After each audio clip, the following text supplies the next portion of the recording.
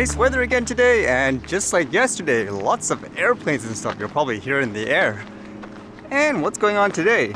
I guess this was an interesting follow-up where I was reading how in New York they were going to change their drone laws because a lot of people say it's completely outdated, but it was actually sounding kind of weird from what I read before. So now they made a decision. This one says, Mayor Adams unveils new drone use guidelines for NY. Mayor Adams is moving New York City into the drone zone, but critics fear some will be left behind. Adams and top city officials announced Friday that the city is adopting new guidelines around drones intended to make it easier to use them for building and infrastructure inspections as well as other commercial uses. There's the key word there, is more focused on commercial use. Drones are proven technology and they're being used every day, Adams said during a press conference on the Lower East Side. The city of New York cannot lead from the rear, we must lead from the front. So what do you have to officially do now? It says the new guidelines and permitting process for drones opens their use up to anyone who wants to apply to the NYPD for a $150 permit. So you have to go to the police? It says, but obtaining a permit comes with requirements, including that the drone operator have a remote pilot certificate, the guidelines for which are laid out by the Federal Aviation Administration.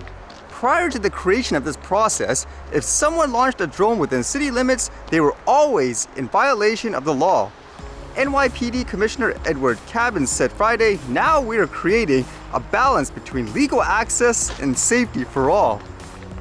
So since they explicitly say it's meant more for commercial operations in terms of the mindset, are they trying to kick out recreational flyers? And it's kind of interesting actually, because here it says the requirements around getting a permit and the fees associated with it are likely to limit the number of people seeking to use drones for recreational purposes.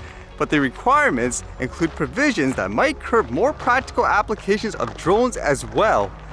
So whatever happened to everything is always about safety, no matter what. Whereas this, it sounds more like it's to restrict, let's just say, a recreational person or something like that, because you don't want to deal with them, and so it's more favorable to a big company that can spend money and all this time. The more you read, the more it leads towards none of this is about safety, it's more about control. I don't see how people think overall that sounds like it's all about safety. $150 permit fees, basically more in line with trying to think of people using it for commercial purposes. And at the same time, like here, you need to submit at least a 30 days advance notice where you're proposing to take off or land. It's too over the top, and it just sounds like, again, it's more about control, and I guess to a certain extent you could argue it's about money too. And with some places restricting drones more, for example, other places are trying to get the younger generation involved, where in this case, I guess it's because of things like war. This one says, Russian school children to undergo combat drone training. Imagine that, some places they don't even want kids flying a cold toy, and here they're training them for combat drones. It says, Russian school children will learn the basics of combat drone flying as part of a military training classes starting this fall, a senior lawmaker said Friday. Basic military training, which was abolished after the Soviet collapse, will become part of the curriculum for the Russian high schoolers in grade 10 and 11 as part of a curriculum changes following Moscow's invasion of Ukraine. Starting September 1st, Russian high schoolers will learn terrain reconnaissance and enemy unmanned aerial vehicle combat methods, in addition to general knowledge about drones, according to a Defense Ministry statement quoted by the state-run news agency RIA Novosti. The program has been approved by Russia's Education Ministry and will be implemented in education institutions and youth military patriotic education centers in September, said the Defense Ministry statement. The current army is not just a Kalashnikov assault rifle, but also advanced unmanned vehicles, said Senator Artem Shaykin, who proposed the drone training courses. And I guess it says around 30,000 people have already taken the courses. I guess that's one way to prepare. It makes you think too, where in a lot of countries they argue about, I guess, topics that aren't quote war related or something physically demanding to prepare for things like war. So it makes you wonder, in the event that a country has to go into a war, will places like these actually be more prepared because they're teaching their youth these kinds of things? versus, I don't know, topics about politics or something like that, which seems to be a big thing in a lot of places like North America anyways. Now in a lot of places they actually say ban all drones because they feel they're noisy, and I want to ask too, how about all the other things in life, like, I don't know, a weed whacker or something that people are perfectly okay with? So this was actually kind of interesting to think about with that thought of noise, because apparently a lot more people are playing pickleball, so more courts are opening up, and here I guess someone was just so frustrated with the noise that he's threatening a hunger strike. This one says, BC man threatens hunger strike over noisy neighboring pickleball court. A Chilliwack, BC man is threatening to go on a hunger strike over noise coming from a pickleball court next to his house, which he says the city won't do anything about. Rajneesh Dewan has owned his home next to Portage Park since 2017. He told Global News he chose the location specifically because of its proximity to the park and that he's never had problems with the sound of kids playing soccer or other activities there.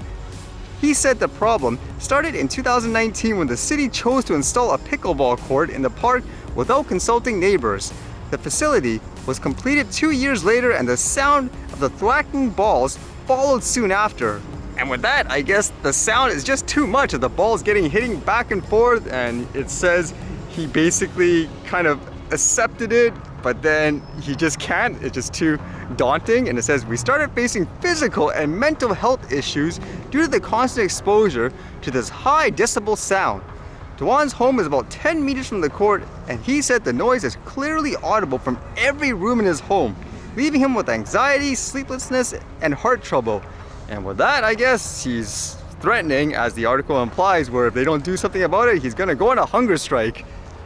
The first thing I was thinking was, if you were in this situation, and let's just say you couldn't move, would you actually invest in something to soundproof some rooms in your house just to avoid the sound? For example, there's some people who live right near a transit, for example, so they hear that all the time. And as well, it makes me wonder for things like, let's just say drones, when people start commercializing it, there's going to be drone deliveries and all that with the quote noise. Will people actually go on a hunger strike as well to say, stop this stuff now? But either way, there's always something in life, I guess, where one thing's great for one person and not for another.